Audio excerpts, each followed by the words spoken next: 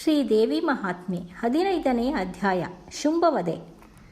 ನಿರ್ಜರರು ಹರುಷಿಸಲು ರಣದಲ್ಲಿ ದುರ್ಜನನೆನಿಸುವ ಶುಂಭ ದೈತ್ಯನ ಗರ್ಜಿಸುತ್ತಾ ಕೆಡಹಿದಳು ಶೂಲದಲ್ಲಿರಿದು ಭಗವತಿಯು. ಶುಂಭಾಸುರನು ತನ್ನ ತಮ್ಮನು ಸಾವನ್ನಪ್ಪಿದ ಮೇಲೆ ಕೋಪ ದುಃಖಗಳೀಡಾದನು. ತಮ್ಮ, ನೀನಿಲ್ಲದೆ ಈ ರಾಜ್ಯ ಯಾರಿಗೆ ಬೇಕು? ನಿನ್ನನ್ನು ಕೊಂದ ಆ ಸ್ತ್ರೀಯ ಮೇಲೆ ಸೇಡನ್ನು ತೀರಿಸಿಕೊಳ್ಳುತ್ತೇನೆ ಎಂದು ರೋಧಿಸುತ್ತಾ ಅವನ ಶವವನ್ನು ಅಪ್ಪಿಕೊಂಡು ದೇವಿಯ ಮೇಲಿನ ರೋಷದಿಂದ ಹಲ್ಲು ಕಡಿದನು.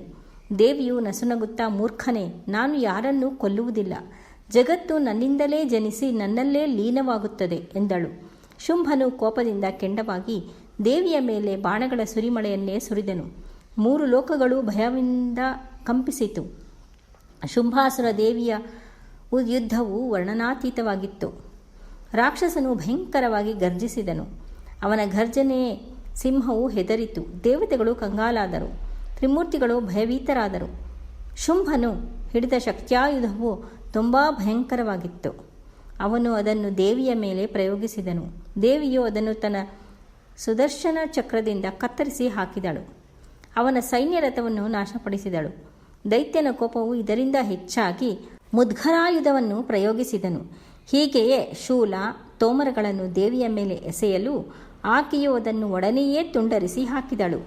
ಮಾಯಾಯುದ್ಧವು ಮೊದಲಾಯಿತು. ದೇವಿಯು ಅದನ್ನು ನಿವಾರಿಸಿದಳು. ಮುಷ್ಟಿಯುದ್ಧದಲ್ಲಿ ದೇವಿಯು ಅವನನ್ನು ಮಣ್ಣು ಮುಕ್ಕಿಸಿದಳು. ಶುಂಭಾಸುರನು ಧೈರ್ಯಗೆಡದೆ ದೃಷ್ಟಿಯುದ್ಧವನ್ನು ಆರಂಭಿಸಿದನು. ದೇವಿಯು ಆಸೀಮ ಕೋಪದಿಂದ ಗರ್ಜಿಸಿ ಅವನ ಸಕಲ ಸೈನ್ಯವನ್ನು ನಾಶಪಡಿಸಿದಳು.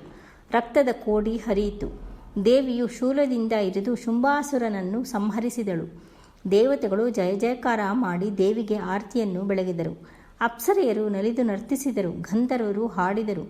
ಆಕಾಶದಲ್ಲಿ ಸೂರ್ಯನು ಮತ್ತಷ್ಟು ಪ್ರಕಾಶಿಸಿದನು. ತಂಪಾದ ಗಾಳಿ ಬೀಸತೊಡಗಿತು.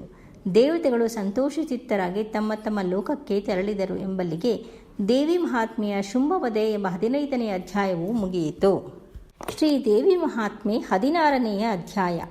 ದೇವತೆಗಳು ಶುಂಭಾನಿಶುಂಭರನ್ನು ಸಂಹರಿಸಿದ ಪರದೇವತೆಯನ್ನು ಬಗೆ ಬಗೆಯಿಂದ ಕೊಂಡಾಡಿದರು. ಅವರೆಲ್ಲ ಭಕ್ತಿಯಿಂದ ಹೇ ಮಾತೆ, ಮಹಾಮಾಯೆ, ಮುಂಡಮಾಲಿನಿ, ಖಡ್ಗಧಾರಿಣಿ, ನಾರಾಯಣಿ, ನಿನಗೆ ಇದೋ ನಮನ ಎಂದರು.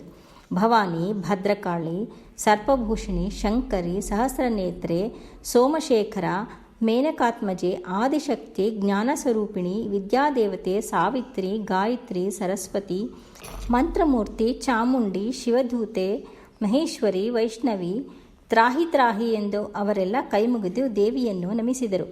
ದೇವತೆಗಳ ಸ್ತೋತ್ರವನ್ನು ಆಲಿಸಿ ಆದಿಶಕ್ತಿಯು ಅವರನ್ನು ಕುರಿತು, ಮಕ್ಕಳೇ, ಮತ್ತೆ ಯುಗಚಕ್ರವು 28ನೇ ಕಲಿಯುಗಕ್ಕೆ ಬಂದಾಗ ನಾನು ಯಶೋದೆಯಲ್ಲಿ ಜನಿಸಿ ವಿಪ್ರಚಿತ್ತೆಯ ಮಕ್ಕಳಾದ ದೈತ್ಯರನ್ನು ಕೊಲ್ಲುತ್ತೇನೆ. ನಾನು ಮಧುಕೈಟಭ, ಶುಂಭನಿಶುಂಭ, ಮಹಿಷಾಸುರನನ್ನು ವಧಿಸಿದ ಕಥೆಯನ್ನು ಯಾರು ಭಕ್ತಿಯಿಂದ ಕೀರ್ತನಾ ಶ್ರವಣ ಮಾಡುವರೋ ಅವರನ್ನು ಅನುಗ್ರಹಿಸುತ್ತೇನೆ. ಈ ಕಥೆಯನ್ನು ಅಷ್ಟಮ, ನವಮಿ, ಚತುರ್ದಶಿ, ತದಿಗೆ, ಹುಣ್ಣಿಮೆ, ಮಂಗಳವಾರ, ಶುಕ್ರವಾರಗಳಂದು ಭಕ್ತಿಯಿಂದ ಪಠಿಸಿದರೆ ದಾರಿದ್ರ್ಯ ನಿವಾರಣೆ, ಸರ್ವಾಭೀಷ್ಟ ಸಿದ್ಧಿ ಆಗುವುದು. ಕ್ರೂರ ಪ್ರಾಣಿಗಳ ಭಯ, ಬ್ರಹ್ಮ ರಾಕ್ಷಸರ ಭಯ ನಿವಾರಣೆಯಾಗುವುದು. ಯಾರು ದೇವಿ ಮಹಾತ್ಮೆಯನ್ನು ನಿಜಭಕ್ತಿಯಿಂದ ಪಠಿಸುವರೋ ಅವರಿಗೆ ರಾಜಸನ್ಮಾನ, ಸರ್ವತ್ರಯ ಮೃಷ್ಟಾನ್ನ ಭೋಜನಗಳು ದೊರೆಯುತ್ತವೆ. ಧನಧಾನ್ಯ ಸಮೃದ್ಧಿ, ಪ್ರತಿವಾದಿ ಜಯ, ಕಾರ್ಯ ಸಿದ್ಧಿಗಳು ಉಂಟಾಗಿ ಆನಂದದಿಂದ ಜೀವಿಸುತ್ತಾರೆ.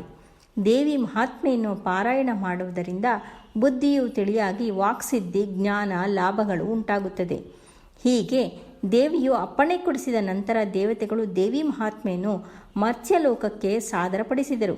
ಕಾಳಿಕಾದೇವಿಯು ಆಗ ಶಾಂತಳಾಗಿ ಪಾರ್ವತಿಯ ರೂಪವನ್ನು ತಾಳಿ ಹಿಮಾಚಲದಲ್ಲಿ ನಿಂತಳು ಎಂದು ಪರಮೇಶ್ವರನು ನಂದಿಕೇಶ್ವರನಿಗೆ ಹೇಳಿದ ಎಂಬಲ್ಲಿಗೆ ದೇವಿ ಮಹಾತ್ಮೆಯಲ್ಲಿ ನಾರಾಯಣೀ ಸ್ತುತಿ ಎಂಬ 16ನೇ ಅಧ್ಯಾಯವು ಮುಗಿಯಿತು.